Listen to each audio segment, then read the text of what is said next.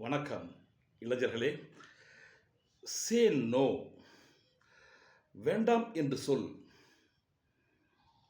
Stop drug. இன்று மிகப்பெரிய சவாலாக இருப்பது போதை பழக்கங்கள். இளைஞர்களை அது ஒரு ஆக்டோபஸை போன்று ஆக்கிரமித்துக் கொண்டிருக்கிறது. த ட்ரக் டிராகன், ஒரு மிகப்பெரிய அரக்கன் இன்றைக்கு அந்த இளைஞர்களை கபலீகரம் செய்து கொண்டிருக்கிறான். அன்பிற்கினியவர்களே, நல்ல உள்ளம் படைத்தவர்கள் கொஞ்சம் பேர் இருந்தால் போதும், ஒரு மிகப்பெரிய மாற்றத்தை கொண்டு வர முடியும். நாங்கள் செய்து காட்டியிருக்கிறோம். கடலூர் மாவட்டத்தில் புதுவாழ்வு என்று ஒரு அற்புதமான ஒரு சென்டர், டி அடிஷன் சென்டர், நாங்கள் 1990ஆம் ஆண்டுகளில் தொடங்கியிருந்தோம். ஒரு 10 ஆண்டு காலங்கள் எங்கள் பணி போதை ஒழிப்பிலேயே மிக கவனமாக இருந்தது. 4 வகையான வேலைகள் நாங்கள் செய்தோம். ஒன்று, த prevention education to student and youths. கல்லூரிகளுக்கும் அங்கே இருக்கிற மிகப்பெரிய பள்ளிக்கூடங்களுக்கும் அங்கே இருக்கிற மாணவ திரள்களுக்கும் நாங்கள் போதைக்கு முன்னால் அதை எப்படி தடுப்பது, the prevention education for the drug abuse. அவரிடம் சில சிம்டம்ஸ் இருக்கும். அந்த மாணவர்களிடம் நாங்கள் பேசுகிற போது, உரையாடுகிற போது அவர்களிடம் அதை கண்டுபிடிப்போம்.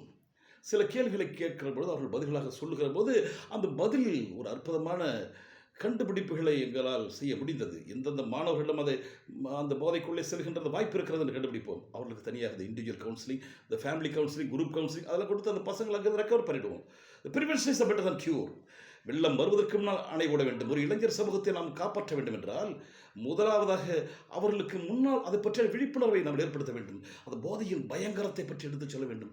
மனித குலத்தினுடைய மிகப்பெரிய அச்சுறுத்தலாக இருக்கிற அந்த போதை பழக்கத்தை நாம் தடுப்பதற்கு மிகப்பெரிய அளவில் இந்த இளைஞர் சமூகத்திற்கு கல்லூரிகளிலும் பள்ளிக்கூடங்களிலும் அவர்களுக்கு எங்கெங்கெல்லாம் இளைஞர்கள் கிடைக்கிறார்களோ அந்த இடங்களெல்லாம் சென்று அவர்களுக்கான போதை முன்தடுப்பு கல்வியை வழங்கிறோம். இது நம்பர் 1.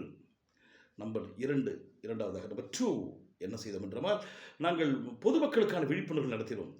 உயிருள்ள பிணங்கள் என்ற ஒரு நாடகம் கிட்டத்தட்ட அந்த 10 ஆண்டுகளில் நாங்கள் ஒரு 5000 ஊர்களிலாவது நாங்கள் அதை போட்டிருப்போம். நானும் அன்பிற்கினிய அண்ணன் மன்றவணன் அவர்களும், அன்பிற்கினிய இயக்குனர் அன்பன் சிவா அவர்களும், அங்கே முருகானந்தம், எங்களுடைய முருகையன், எங்களுடைய ஒரு குழு இருக்கிறது. நம்முடைய சகோதரி துர்கா அவர்கள், இவர்களெல்லாம் மிக சிறப்பாக ஒவ்வொரு ஊரிலும் சென்று அந்த போதையை குடிப்பதனால் ஏற்படுகின்ற ஒரு குடும்பத்தின் அழிவுகளும், ஒரு தனி மனிதனுடைய அழிவுகளும், அந்த சமூகத்தினுடைய அவலங்களும் எடுத்துச் சொல்வோம். மிக நகைச்சுவையாக, மிக அற்புதமாக அந்த விழிப்புணர்வு நாடகங்கள் நடக்கும். இன்னொரு பக்கம் ட்ரக் டிராகன், விடியலுக்கு இல்லை தூரம் என்கின்ற ஒரு மிகப்பெரிய ஒரு நாடகம் ஒன்று, மைண்ட் டைப் நாடகம். ஒரு போதை அரக்கன் எப்படி ஒவ்வொருவராக வீழ்த்துவான். கடைசியாக பாரத மாதாவே அங்கே விழுந்து கிடப்பால் அதை எடுத்துக்கொண்டு சொல்கிற போது மக்கள் எல்லாம் அந்த போதை அரக்கனை அடித்து விரட்டுவார்கள் அந்த அரங்கத்தை விட்டு. அப்படி ஒரு அற்புதமான ஒரு விழிப்புணர்வு, மக்கள் விழிப்புணர்வு. நம்பர் 2. நம்பர் 1 என்ன சொன்னேன் என்றால், the prevention education to the student. Number 2 என்னவென்றால், awareness programme to the people and publics. Number 3, ஒரு டி அடிஷன் சென்டர், ஒரு கவுன்சிலிங் சென்டர்.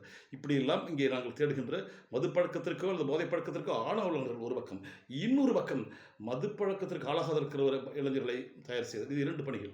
மூன்றாவதாக முக்கிய பணிகள், ஏதோ சொல்லிவிட்டு பேசினோம் வந்தோம் என்று திரும்பி வரக்கூடாது. மூன்றாவதாக அவர்களுக்கான ஒரு டி அடிஷன் சென்டர் புதுவாழ்வு மையம் என்று வைத்திருந்தோம். சீதாராம் நகரிலும் அண்ணா நகரிலும் அது செயல்பட்டு கொண்டிருந்தது, கடலூரிலே.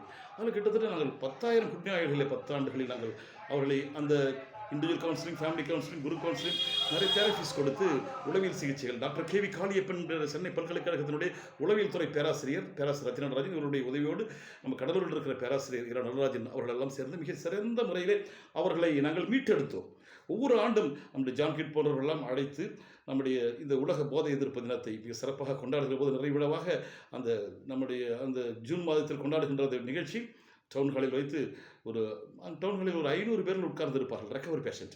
அவர் கையில் ஒரு குத்து விளக்கும் ஒரு அழகிய ஒரு தென்னங்கன்று கொடுத்து அனுப்புவோம். அந்த குத்து விளக்கை அவர்கள் ஏற்று புது வாழ்வாக அவர்கள் வாழ்க்கை வாழ வேண்டும் என்பதற்காக. இது நம்பர் 3, கவுன்சிலிங் சென்டர் பணிகள். 4ஆவதாக ஒன்று இருக்கிறது, ஃபாலோ அப். அதுதான் என்னவென்றால், அங்கே நண்பர்களே அதற்கு பேர் ஆல்கஹால் அனானமிக்ஸ் குரூப். மீண்டவர்கள் எல்லாம் தனியாக ஒரு குழுவாக செயல்படுவார்கள். உலகம் முழுவதும் அவர்கள் செயல்பட்டு கொண்டிருக்கிறார்கள், நமக்கு தெரியாது. நண்பர்களே, ஒரு இஷ்யூவை நாம் 100% நாம் உள்ளன்போடு சமூக மாற்றத்தை நடத்த வேண்டும் என்று நினைத்தால் இந்த 4 வகையான பணிகளும் செய்ய வேண்டும். இந்த ஆல்கஹால் அனானிமஸ் குரூப்பை ஸ்ட்ரென்தன் பண்ணணும். அவர்களுக்கு பிரைவசி கொடுக்கணும். தனியாக ஒரு இடத்துல அவர்கள் வந்து உட்கார்ந்து அமர்ந்து பேசுவதற்கான அவர்களுடைய யோசனைகளை நல்வழிப்படுத்த வேண்டும். அப்படி அந்த ஆல்கஹால் அனானிமஸ் குரூப்பில் மின்றவர்கள் எல்லாம் அவர்களுக்கான சில மறுவாழ்வு பணிகள், அவர்களுக்கான ஆண்டர்பிரனர் மோட்டிவேஷன் ட்ரைனிங்ஸ் கொடுத்து இழந்த வாழ்க்கையை மீட்பதற்கும், பொருளாதார ரீதியாகவும் சமூக ரீதியாகவும் அவர்கள் அந்தஸ்துகளை உருவாக்குவதற்கும், அவர்களே அவர்களுக்கான வாழ்வை அமைத்துக் கொள்வதற்குமான அந்த போதை பழக்கத்திலிருந்து மீண்டவர்களுடைய நல்வாழ்வுக்காகவும் நாங்கள் தொடர்ந்து அவர்களை வழிநடத்துகின்றவர்கள். 4 வகையான வழிநடத்தல்களால் அந்த கடலூர் மாவட்டம் முழுவதுமே நாங்கள் பேசப்படுகிற பொருளாக இருந்தோம். எல்லோரும் எங்களை நம்பி வந்தார்கள், நாடி வந்தார்கள், நலம் பெற்றார்கள். நண்பர்களே, புதுவாழ்வு மையம் என்பது ஒரு வரலாற்றில் எங்கள் வாழ்க்கையில் கிடைத்திருக்கிற ஒரு மிகப்பெரிய ஒரு வாய்ப்பாக நாங்கள் கருதினோம். நண்பர்களே, ஒரு 10 ஆண்டு காலங்கள் இந்த சமூகத்திற்கு அண்ணல் காந்தியின் கனவை நினைவாக்கினோம். போதையில்லாத ஒரு இந்தியாவை, போதையில்லாத ஒரு தமிழகத்தை, போதையில்லாத ஒரு மானுடத்தை உருவாக்கும் என்கின்ற அந்த மகத்தான கொள்கையை நாங்கள் வெற்றி பெற்றோம்.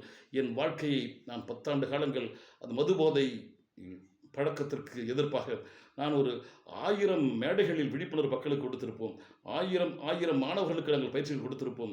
மது அரக்கனாக நான் நடிக்கிற பொழுது அங்கே மரங்களில் இருந்து கீழே குதித்து அந்த இருக்கிற கல்லூரி மாணவர்கள், பள்ளிக்கூட மாணவர்கள் எல்லோரும் வாழ்க்கையை எப்படி சிதைக்கிறேன் என்பதையெல்லாம் நாங்கள் ஒரு நடித்து காட்டுவோம். அன்பன் சிவா அவர்களுடைய இயக்கத்தில் அற்புதமான அந்த விடியலுக்கு இல்லை தூரம்,